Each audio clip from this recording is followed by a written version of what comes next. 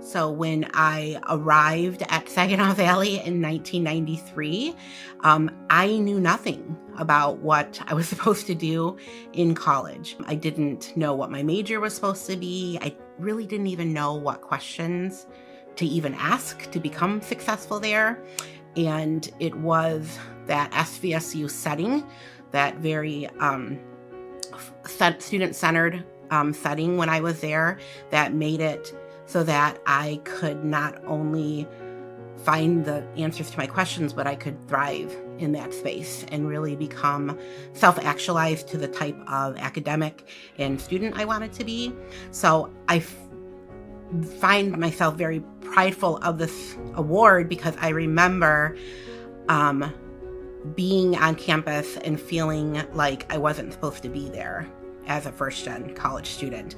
And even at one point in time, driving home in 93 to my dad, crying because I was frustrated that I didn't know what to do and I didn't think I could do it.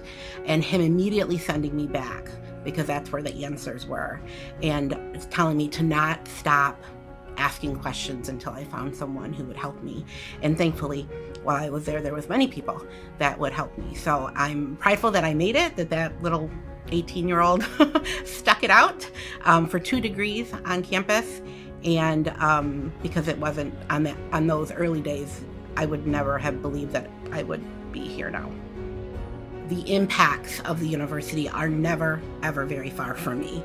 They formed me in a way that is oftentimes very difficult for me to separate.